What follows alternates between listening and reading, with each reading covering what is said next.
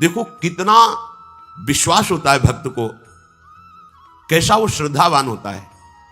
एक राजकुमारी और दूसरी एक जमींदार की पुत्री, दोनों को मित्रता थी। एक दिन राजा के यहां भगवत प्रेमी महात्मा आए। वो संत सेवी राजा थे, महात्मा जन आते रहते थे और महात्माओं का कार्य ही होता है निरंतर अपने प्रभु की सेवा और सुमिरन में मगन रहना। सेवा सुमिरन ये बहुत बड़ी सामर्थ्य है। अगर हम हर समय सेवा और सुमिरन में रहें तो कभी कोई माया प्रपंच हमें परास्त नहीं कर सकता। जहां हम सेवा सुमिरन से अलग हुए वहीं माया का प्रभाव पड़ता है। भगवान का शालिग्राम स्वरूप उनके पास था, खूब भाव से सेवा कर रहे थे और नवीन अवस्था की कोमल हृदय वाली ये दोनों सखियां देख रही थी। इनके मन में आया ऐसे हम भी ठाकुर सेवा करेंगे।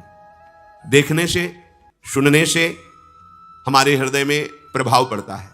गंदी बातें देखेंगे, गंदी बातें सुनेंगे, उसी का चिंतन होगा, हृदय गंदे आचरणों की प्रेरणा वाला बन जाएगा। अगर हम भागवतिक बातें सुनेंगे, भागवतिक दर्शन करेंगे तो भागवतिक चिंतन होगा, हृदय भागवतिक प्रेरणा वाला बन जाएगा। कई दिन संत भगवान रुके, रोज सेवा कीर्तन कथा, सरल हृदया। उन दोनों सखियों में बात आई कि चल करके संत भगवान से कहते हमको भी ठाकुर जी दीजिए। दोनों ने चरण पकड़कर प्रार्थना की, गुरुदेव हमारे हृदय में भी इच्छा हो रही कि हमें ठाकुर सेवा मिले। अब दोनों बच्चे ही थे। संत भगवान ने विचार किया सेवा पद्धति में बहुत सावधानी की आवश्यकता होती है। अभी ये बच्चे हैं, कहीं सेवापराध न बन जाए। सेवापराध भी होता है। उपासना में चलने वाले उपासक को सेवापराध और उप सेवापराध 32 ये 64, इन पर सावधान रहना चाहिए। ये गलती नहीं होनी चाहिए। जैसे आप ठाकुर सेवक हैं, अपने घर में सेवा विराजमान किए हुए हैं। अब जैसे आपको ठाकुर जी के दर्शन के लिए जाना है, जहां तक ठाकुर जी के दर्शन करने के लिए जाना है, हो सके तो पादुका न पहने, नंगे पैर दर्शन करने जाए। यदि आप में ऐसी सामर्थ्य नहीं है किसी कारण से, तो सीढ़ियों में पादुका नहीं पहनना चाहिए। जहां से मंदिर की सीढ़ियां हैं, पादुका उतार कर माथा रखकर सीढ़ी में फिर चढ़ना चाहिए। खड़ाओं या पादुका पहन करके श्री विग्रह के दर्शन करने के लिए जाने में फिर अपराध लगता है।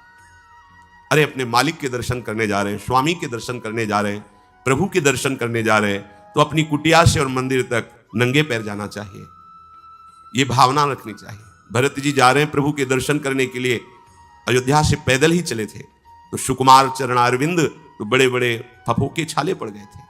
वशिष्ठ जी ने देखा, सबने मिलकर भरत जी से कहा पालकी पे बैठ जाइए। तो उनका हाँ, मेरे प्रभु यहां नंगे पैर चले हैं और मैं पालकी पे बैठ जाऊं? उचित तो यह है कि अपने प्रभु के दर्शन के लिए मैं जा रहा हूं, तो जहां जहां प्रभु के चरण पड़े वहां मेरा शीश पड़े, अर्थात सिर भर जाऊं। उचित असमोरा सबते सेवक धर्म कठोरा, यहां मैं सर के बल चल के जाऊं पर असमर्थ हूं।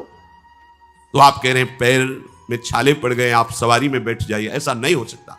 तो अपने प्रभु के दर्शन करने के लिए जब जाए तो हो सके, सामर्थ्य हो तो पादुका न पहने, कोई खड़ाऊं चप्पल जूता आदि ना पहने। अगर पहने हैं तो बस सीढ़ी तक ही पहन कर जाए, ऊपर सीढ़ियों की नहीं। इतने सुकुमार मत बनो, ये आग में जलाया जाएगा शरीर, ये गाड़ दिया जाएगा शरीर, इससे ज्यादा प्यार ना करो। अब इतना दृढ़ विश्वास कि ये बच्चे हैं, सेवा भाव कैसे पूर्ण कर पाएंगे? तो उन संत भगवान ने दोनों बच्चियों से कहा कल ठाकुर जी लाएंगे, हम आपको दे देंगे। तो गांव में घूमे तो आसपास गोले गोले से पत्थर मिले, पत्थर लाए 2 और कहा कि ये लो तुम्हारे ठाकुर जी हैं। दोनों को देखो, गुरु वचनों पर और गुरु प्रदत्त सेवा वस्तु पर कितना भाव होना चाहिए। उन्होंने दृढ़ विश्वास किया कि मुझे भगवान गुरुदेव ने दिया, ये भगवान है मेरे। दोनों ने अपने हृदय से लगाया। अब एक जमींदार की पुत्री थी, एक राजकुमारी, स्वर्ण के सिंहासन में, और उनका नाम रखा शिलपिल्ले ठाकुर।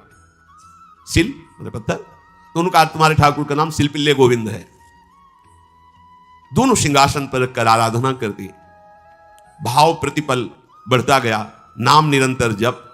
गुरु प्रदत्त ठाकुर पर विशेष चमत्कार हृदय में प्रकट होता है यदि उन्हीं की नियमावली से चलो।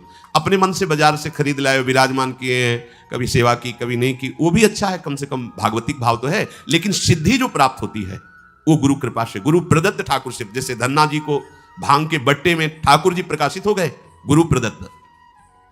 अब ये सखियां जब बड़ी हुई तो इनके ब्याह की बात हुई। तो जो राजकुमारी थी उनका राजकुमार से किसी से ब्याह तय हुआ, ब्याह हो गया। अपने माता पिता से जब विदाई ली तो अपने ठाकुर जी को जो सिंहासन में थे, सिंहासन से एक सुंदर पेटी में से और गोद में रखकर, और अंदर ही अंदर जल रही है कि प्रभु मैंने प्रीतम आपको माना है, संसार के व्यवहार में ये प्रीतम बना हुआ है, पर प्रभु हमारे प्रीतम दो नहीं हो सकते, हमने हृदय से आपको माना।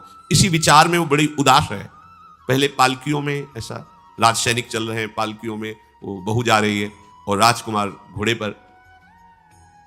राजकुमार बार बार पालकी के समीप जाता, दर्शन करने की इच्छा होती है ना, तो उदास देखता, मन में बड़ी गिलानी हुई। उसने कहा, एक नदी थी, उसने कहा यहां हम थोड़ी देर विश्राम करना चाहते हैं, राजकुमारी की पालकी रखी जाए और सैनिक दूर खड़े हो। तो राजकुमार वैसे ही आज्ञा हुई।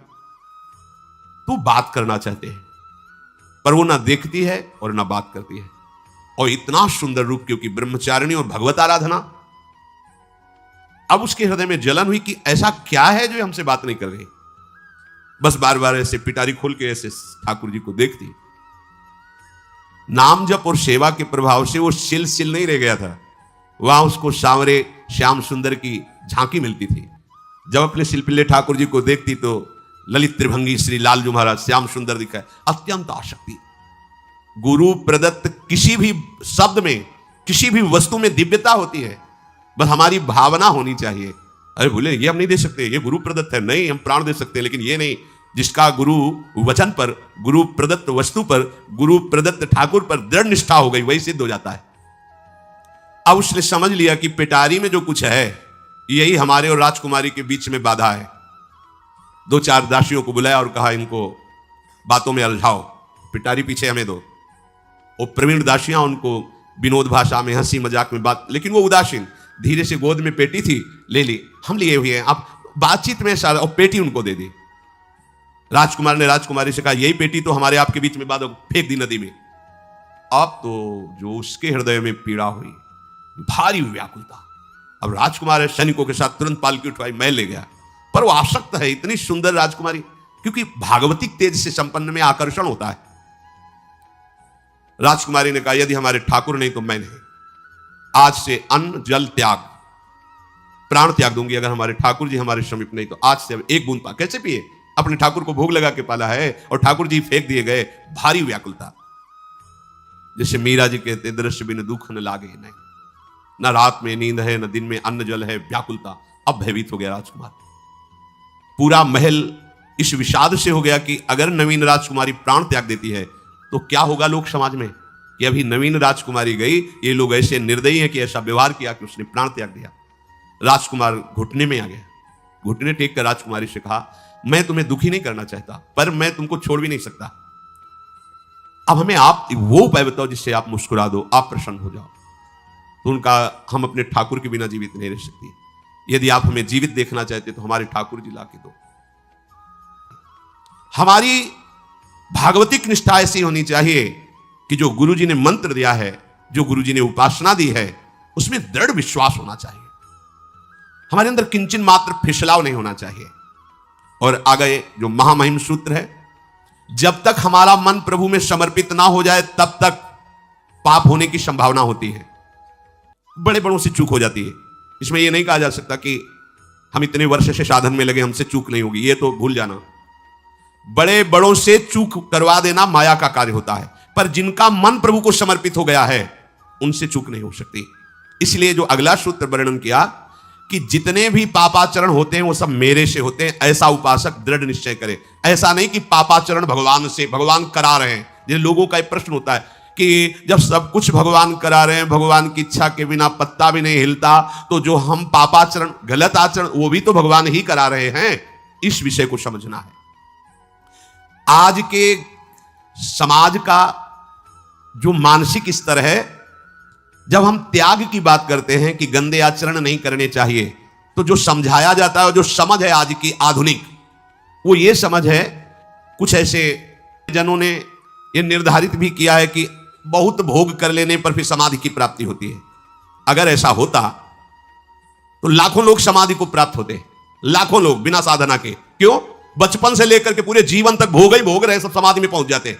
प्रायः सबके दिमाग में बात बैठी है कि अगर हम भोग ले तो हम मन को समझा सकते हैं, लेकिन आप बात अनुभव की समझ लीजिए कि आप भोगने के लिए जो ही गए तो मन के गुलाम बन करके गया, वो कभी तुम्हें मुक्त होने का अवसर नहीं देगा। जैसे हम भोजन कर लेते हैं तो लगता है अब कुछ नहीं, लेकिन 6 घंटे व्यतीत होते होते पर्चा बन जाएगा कि ये चीज फिर चाहिए खाने को। ऐसे ही कोई भोग भोगने के बाद कुछ क्षण के लिए उससे विरति हो जाती है, ठीक है, लेकिन फिर कुछ मिनट होने के बाद फिर नई स्फुरणा, नया संकल्प, नई क्रिया, नई भोग वासना सब हृदय में देख लो। इसके लिए किसी और से सलाह लेने की जरूरत नहीं।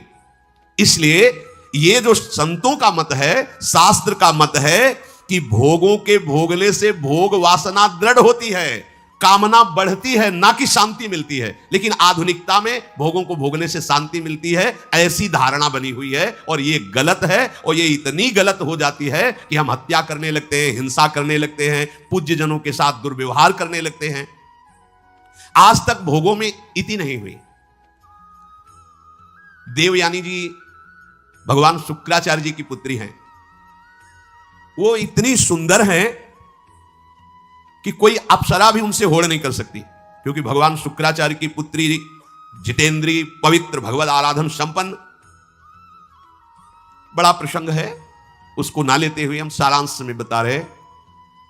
वृषपर्वा की पुत्री शर्मिष्ठा, ये असुर राजकुमारी है, दैत्यराज वृषपर्वा उनकी पुत्री शर्मिष्ठा, और दैत्य गुरु भगवान शुक्राचार्य उनकी पुत्री देवयानी बड़े समाज के साथ जंगल में गई हुई थी। एक बड़ा दिव्य सरोवर था, तुलसी में सब राजकुमारियां स्नान कर रही थी। अचानक वहां से कोई महात्मा निकले तो जल्दी में सबने वस्त्र धारण किए, तो शर्मिष्ठा के वस्त्र देवयानी ने और देवयानी के वस्त्र शर्मिष्ठा, वो महात्मा निकल गए। वहां कोई उनको टिकना तो था नहीं। देवयानी ने देखा कि मेरे पवित्र वस्त्र, देवयानी ने वस्त्र धारण नहीं किया शर्मिष्ठा के, जो महात्मा चले तो देखा कि हमारे वस्त्र ये राजपुत्री शर्मिष्ठा धारण किए। तो उनका तुझे पता है मेरे वस्त्रों को स्पर्श करने का भी तेरे को अधिकार नहीं, तूने धारण कैसे कर लिया? तो उनका ज्यादा मत बोल, इतना गुमान करके मत बोल। जैसे सब सेवक पलते हैं मेरे महाराज से, ऐसे तेरा पिता और तू भी मेरे महाराज के द्वारा ही पोषित है, क्योंकि वो तो राजा है, सारी सेवाएं वही देते हैं। ऐसा नहीं बोलना चाहिए, क्योंकि गुरु पुत्री है, आचार्य पुत्री है और सम्माननीय है। पर ऐसा वो बोल गई शर्मिष्ठा। देवयानी ने कहा तुझे पता है अगर मेरे पिता की दृष्टि बदल जाए तो 2 मिनट में देवता तेरे पिता सहित संपूर्ण राज्य को नष्ट कर देंगे। मेरे पिताजी के भय से ही देवता आक्रमण नहीं कर। शुक्राचार्य मंत्रवेत्ता है। ज्यादा बात बढ़ गई तो राजकुमारी का शासन चलता है। उसने कहा इस गुरुपुत्री को उठाकर कुएं में डाल दिया जाए, और उस समय वस्त्र धारण नहीं की हुई थी, उनको उसी स्थिति में डाल दिया गया और वो चली गई। उसी समय शिकार खेलने के लिए महाराज ययाति चक्रवर्ती सम्राट